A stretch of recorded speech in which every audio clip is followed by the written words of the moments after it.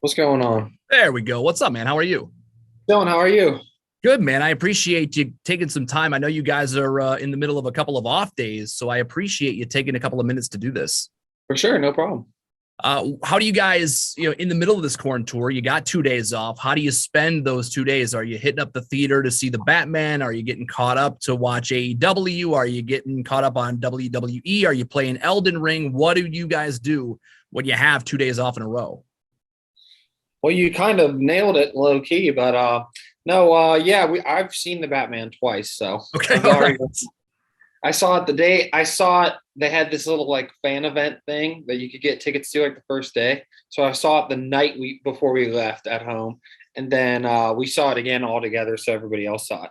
And then Eric Shade, our keyboardist, does play Elden Ring, and we were watching AEW last night, so you're pretty on the money. Oh, But nailed it. no, you know, I don't know, like the beginning of the tour, we're lucky to have these days off. Like if when it's our headline tours, we don't have as many days off, so it's harder to like physically recover.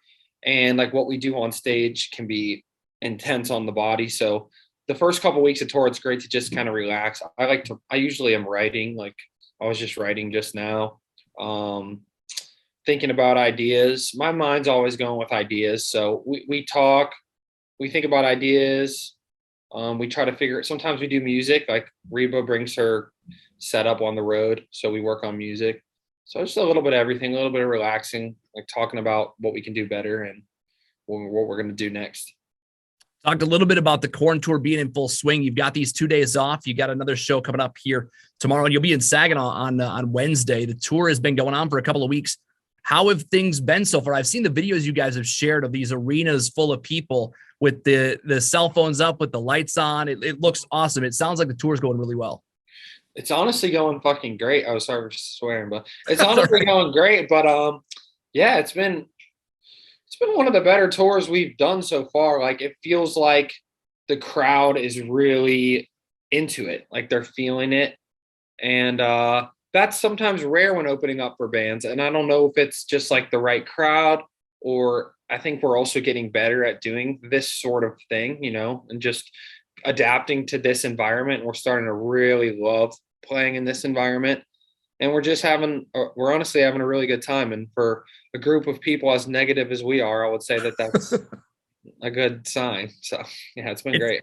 it's got to be tough to have to go on stage at, like, doors open at 6:30 and you guys are going on at 6:30. And I've been to plenty of shows in my lifetime where the opening band, I mean, people are just filtering in. There's not really a big crowd there. And seeing the crowds, the videos and the photos from these shows you guys have played, it looks like the crowd is getting there early enough to see you guys, which is huge.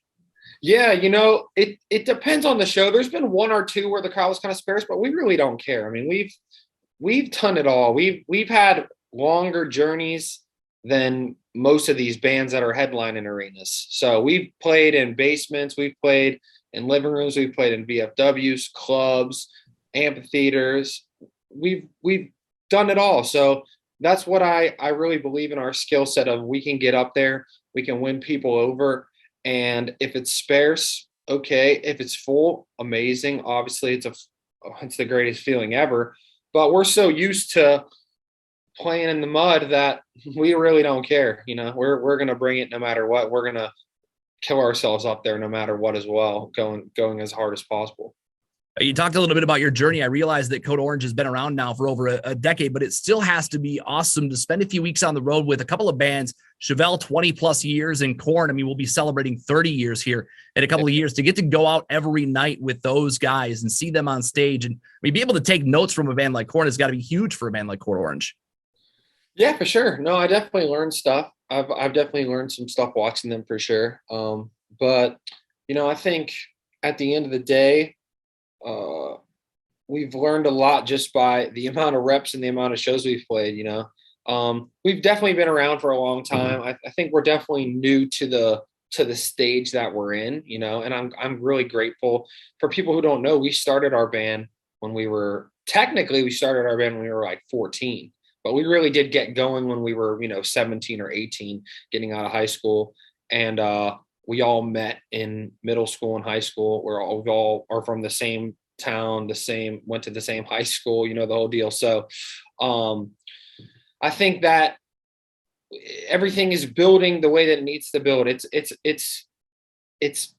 very difficult for bands now, especially heavy bands, to kind of crack through that ceiling and get to the level where they're able to even open up for bands like these bands. So I'm glad that we've been able to do it. And yeah, I definitely am able to learn some things watching these guys, as always, for sure. And I hope they're able to learn some shit watching me as well.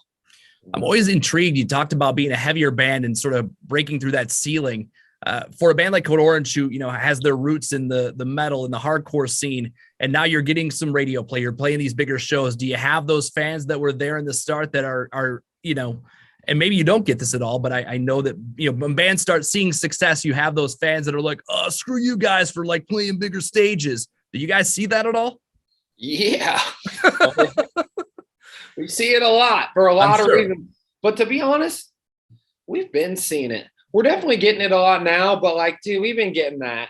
I mean, we've always been one to kind of switch it up and evolve and kind of jump into the next thing. And I think what we do can be somewhat confusing to some people because honestly, what I see a lot, I don't see us viewed in one particular predominant way. Sometimes there's people that think we're like, for instance, I was doing an interview, it was a really good interview a month or two before this tour. And the interviewer was kind of like, how are you going to take this?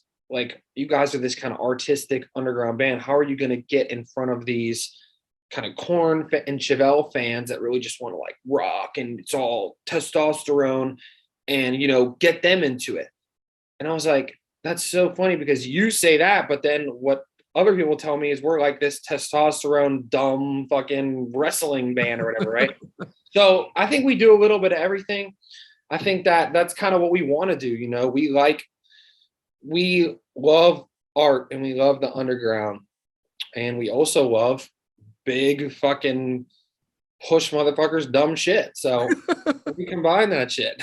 That's what we do. But no, in terms of we get that a little bit for sure, and we get it at different times for different reasons, and it's okay. Well, like I said, we've been doing this for a long time, and you just have to trust the gut and go with what you feel.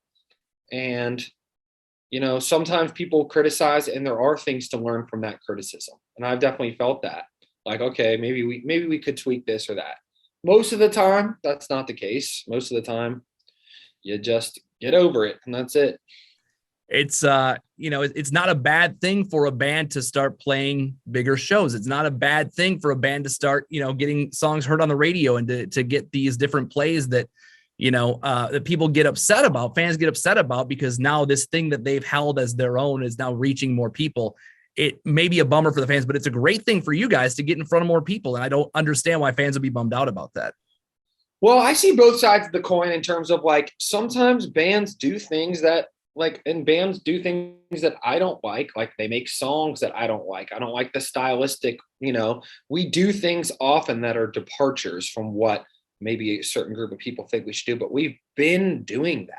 We do it in different ways, but we were doing that on our first record, and we set it up if you read the inside of our I Am King record, it says no boxes, no boundaries, no fear, all these things. Like, we were trying to plant the seed of the idea that we're going to take this in a lot of different directions, and we hope people come along for the ride. And to people who say stuff like that about us, pop on the last record we did. Tell me what record is heavier, for one, more forward and artistic in metal. I mean, there's a lot of great underground stuff out there, but I think it's one of the most forward-thinking records in heavy music that there's been in a long time, our record Underneath. And a lot of motherfuckers agree with me. So, I mean, you could say people say this and that, whatever. I mean, like I said, we do it all. We do songs that are sometimes maybe they're a little bit, lean in that direction. Our last single, Out for Blood, is definitely leans in maybe a direction that can be open to more people. But we like that shit just as much as we like insane electronic filled, breakdowns that are, sound like they're from the year 3000 or whatever. We like all that shit. You know what I'm saying? So we put it together in a way that we find feels unique, and we just do our best, and that's it. You mentioned your last album, Underneath. It recently turned 2 years old, and perfect timing on the release of that back in 2020, because you released it and then everything shut down like the next day. It had to be tough to be so proud of an album. You just talked about how forward thinking you felt it was and how good you thought it was. And I've read the reviews and I've heard the album and the Grammy nomination, all that. So a lot of people felt the same way. And then you guys can't go out and support it. That had to be a kick in the balls. Yeah, it was tough for sure. It's frustrating looking back, like in some ways. I do feel like, but in the end, I know that shit's gonna even out. It is what it is now. No, has everyone in the world heard that record? No. As you saw, the people who did hear it, it got a pretty damn good response. And I'm very proud of where it centered us artistically. I feel it was like, especially at the time, it was a real, like, okay, this is what we've been trying to say that we want to be. This is what we've been trying to describe musically that we want to make. Here it is. And I think it was the best version. It's the best version of that we've done. And we spent a lot of time on it, a lot of detail work on it. I'm very proud of it. But I also learned a lot in the wake of it. And yeah, it's going to change the course of our career. The fact that it came out and we weren't able to do anything with it, the fact that it came out and that, we weren't able to test it out really and see what crowds like this would think. We are now, but it's different when it's been a couple years. You know what I mean? Because it's not, you don't have something fresh to point to in that regard. It's going to change where we go, but I think that I've learned a lot of lessons from that. And like, I think everyone who's been following our story, if you haven't, we pushed right through that thing. I mean, that day we did a live stream. It was the first live stream of the pandemic. And I think it set the bar for those live stream concerts. We pivoted to that on a day. The record came out on the 13th of March. On the 14th of March, we were doing that. And we did 3 more that year amongst a million other things. We pushed it and we pushed it as hard as we could. So I'm proud of how hard we worked, and we learned a lot. We had time to reflect. We had time to make a lot of more music. So there's a lot more music from us coming for sure. It's interesting you mentioned the live stream. How quickly did you guys realize, okay, we can't do a typical album release? How quickly did the live stream idea come together? Was it something you sort of had in your back pocket, like we want to do this at some point, and then we just went? Or did you guys go, we need to do something? 3 days. Basically, it really came because of my mom. I was talking to my mom on the phone, and I was telling her what was going on. Like, oh, we're going to have to cancel it. And like, she was like, why don't you guys just like film it or something, like, and let people see it? And I was like, no, that's impossible. I was telling her, I was like, you realize how hard that would be to put together in like 4 days? Like, I was frustrated with her.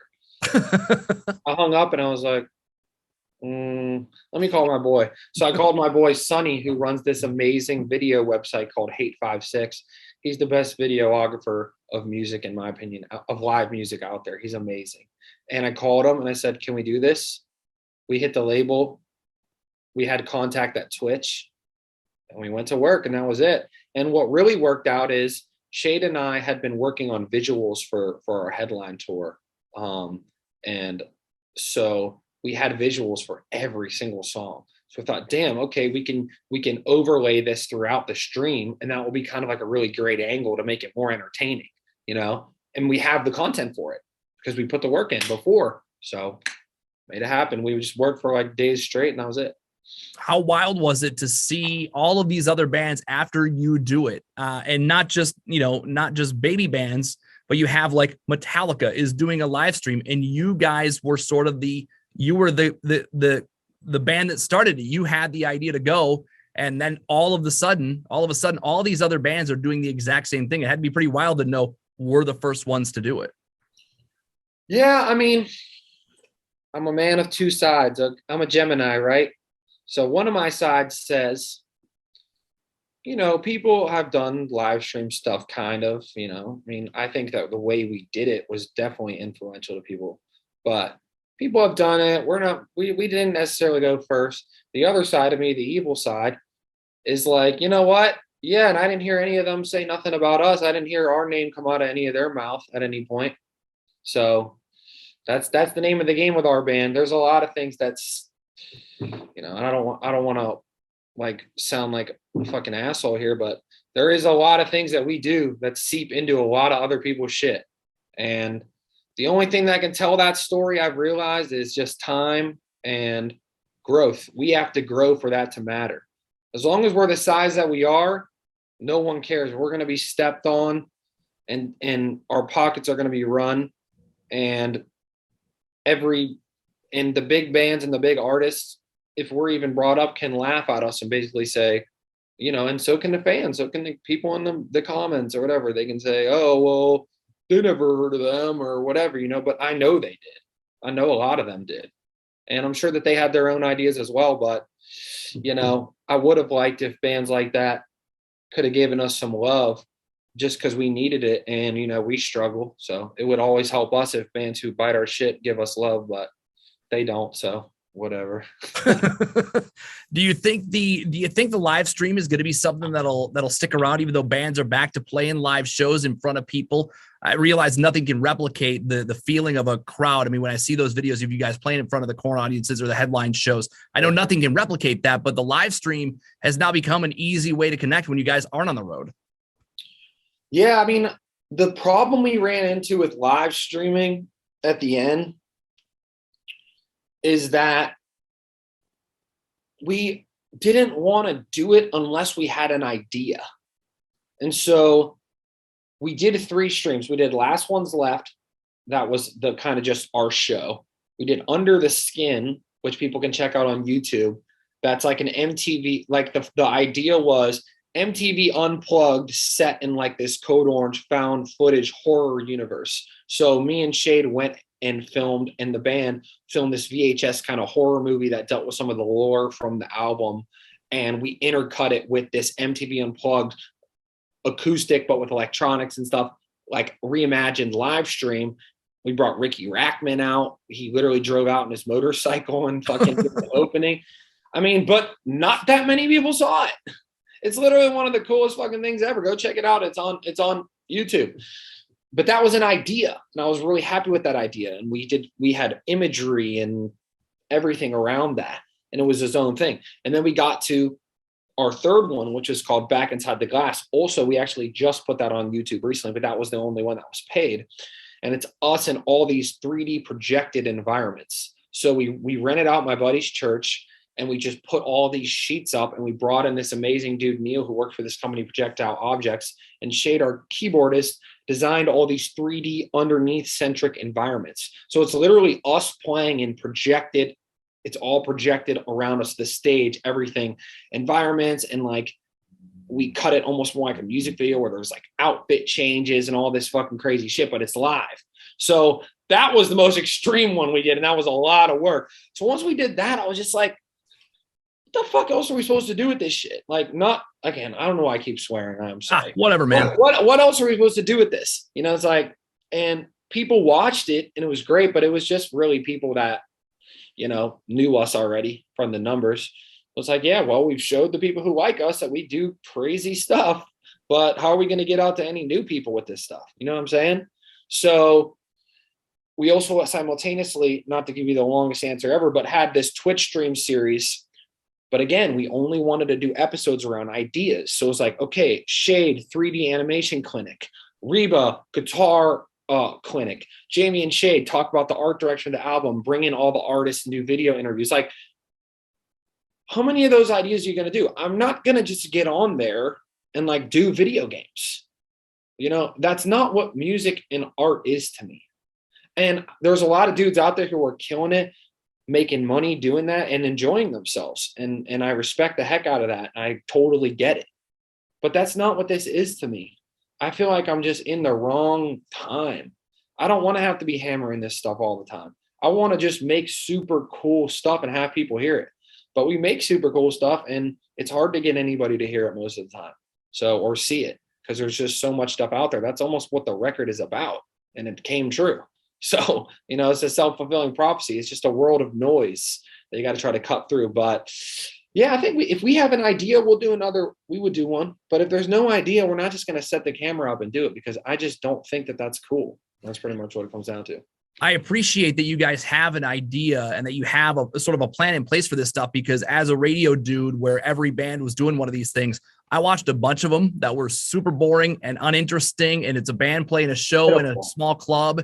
Pitiful. And I would bail out after a couple of songs. Like, it wasn't, I've seen this before. It's not entertaining. So to know and to see a few where you actually put in the effort to make it something special, as opposed to me just watching a band that I can go watch on YouTube anytime I want, to do something different is awesome to see that. And to see that the paid one is now on YouTube. Just a couple of weeks ago, you guys put that on there, is cool too.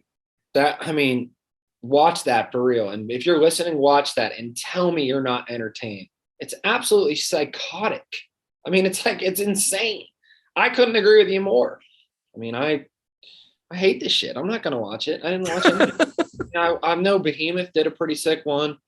Some other bands did them. I don't fucking know. It's just like, and we were making them happen on like no budget. Also, they were super DIY. We're making our like under the skin. We made all the props for that, like by hand. Reba was spray painting the things like silver in the parking lot of the thing, like the mud heads she made at Shade's house, like these like this mask thing from our record or whatever. So, like I said, like we really exhausted ourselves. Like I got sick after that third one, and so did Reba because we were just up all night. We were having to do everything because there wasn't really a budget for it. Labels aren't cut out with budgets for this shit, obviously, and we don't really make money. Thank God we started our own self-run web store. We would have had absolutely no money to do the shit. I'm just being real and being honest here. I don't cookie cutter shit. You know what I'm saying? So I agree. I thought the whole thing was, I get why all the bands did it and I have nothing but respect for them. I wish the ideas were better, but I also don't, because then where would we fit in? So we're here to bring that shit. So good for Make sure you go check out those the live streams on YouTube that are available now. They're all on there. So, and you guys do a ton of different stuff with the visuals, and you're not just doing, here's a music video of us playing in a bar. Like, everything is connected, everything is an idea, it's all intertwined. And there aren't a lot of bands that do that sort of stuff, where the imagery from the videos matches up with the imagery from the album, matches up with the imagery in the live shows, matches up. It's all intertwined. And I always appreciate that when bands put that much effort into making sure everything is cohesive, because I have seen over my 20-year career bands where nothing makes sense. Nothing is, a cohesive idea. Yeah. What Code Orange is doing, it's all connected. It is. And I think like there's more, especially with the record and stuff. I have like a fucking manuscript of all the stuff, and just themes and motifs and musical ideas and like even samples that what they mean and stuff. And I've thought about putting those things out there, and then I'm just kind of like, I guess people should just be able to enjoy it for what it is. I think going forward we'll be more, hopefully, as resources grow, we'll be able to be more concise about the vision. I think the next thing we do we'll take that to a new level. There are bands out there who are really good at that. The obvious one is like Ghost, obviously, is really good at it. They do it in a totally different way. I think they're amazing at it. I think that's obviously like a very big part of their success. And that's just the type, I'm more interested. I love, movies and books and games and more than the visuals that often surround music, obviously. So, yeah, I think that's a big part of my enjoyment in it. I don't think I would be that into everything if we didn't do it that way. You mentioned the next thing with Underneath being out for a couple of years. You have Out for Blood out. That was released in November. I assume that's on the next album. Where do things stand with that next album? I know it's, not easy when you guys are on the road to work on that sort of stuff, but I assume I've read all the Billy Corgan stuff. I know you've worked with him. Where are we at with the next record? Because a couple of years is a long time between, now it's a long time between albums. Yeah. Out for Blood's not on anything. So we just did it basically. It had its purpose, and, we wanted to kind of do something to kind of kick off what we're about to do with this touring and try to open up some doors a little bit and do a type of song that we wouldn't do on an album because it wouldn't make sense. And we love the song. We're having a lot of fun playing it live. It's really fun to play live. But Yeah, we have a lot of stuff. We don't just shit stuff out there. It's never going to happen. We're never going to put something out just to put it out. The problem is we have a lot of stuff, but then here comes the touring. So everything's all all, it's all discombobulated time wise. Because think about it, it's like we did a year of more than a year of trying to grind off underneath as if it was a touring cycle, even though there was no touring. It was like sometimes it was more difficult than touring doing some of that stuff. Then we did, 9 months working on this stuff. And here we are. Then we had to go back on tour, figure all that out. Now we're back on tour. So we just got to get in there and do it. There's some very concrete ideas of what we want to do. I see what I want it to be and what we think it should be artistically. And we just need to do it. That's pretty much it. But Out for Blood's kind of just its own thing, a Lucy, if you will. I know you're on the Korn tour for next couple of weeks. You'll play Saginaw on Wednesday. You got the headline dates that start in Michigan. You'll be back in Detroit on April 4th to kick that off. Yeah. Once that wraps up, because you're on that for a couple of weeks, what's the plan for the rest of the year? We're supposed to do Europe in June, doing the festivals and everything. We'll see what happens with all that. I mean, I'm confused as to how that's going to happen, but we're trying to do it for sure. I know people have gone to the UK. I don't know if anyone's gone to Europe yet, though, other than that. So we'll see. And then we go do the next thing. That's pretty much it. We'll be done. We're not going to do any more touring after that. We're just going to go do the next thing. Get it ready for everybody. Well, looking forward to hearing what the next thing is. Out for Blood is out now. Make sure you go check out those live streams. As I mentioned, I mean, as a dude who spent a lot of time watching live streams during the pandemic, and what you guys did, what Code Orange did, is so head and shoulders above what a lot of other bands did. So I want people to go and check those out. They're on YouTube. Just put up the last one relatively recently, so you can go check that out. And we're looking forward to Wednesday, man. It's Saginaw doesn't get a ton of shows. We just had one in town a couple of days ago, and to have Korn come back with Chevelle and Code Orange, I believe, playing your first show here in Saginaw, is going to be awesome to have you guys here in a couple of days. Dude, we're going to bring it. We bring it. We bring it. We bring it. You're not going to leave like, oh, they gave it half-assed. Trust me on that. We'll bring it. I'm going to need a ice bath after, I'm assuming. But it'll be awesome. And yeah, we're going to hit Detroit in April. So come out to our Detroit show where we get to really showcase our full vision, in a club, and we're going to have visuals and do the whole thing. So both see you guys at both. I'm excited. It's going to be awesome. Jamie, I appreciate it, man. I know you have a day off and you've got other things going on. So I appreciate you taking a few minutes, man. This has been awesome. Thank you for helping open up the door for our shows to some new people, man. Spin Out for Blood. Check that shit out. I think you guys might dig it. So for sure. Awesome. Thanks, Jamie, man. I appreciate it. Thank you, man. Appreciate you. Awesome. See you, dude.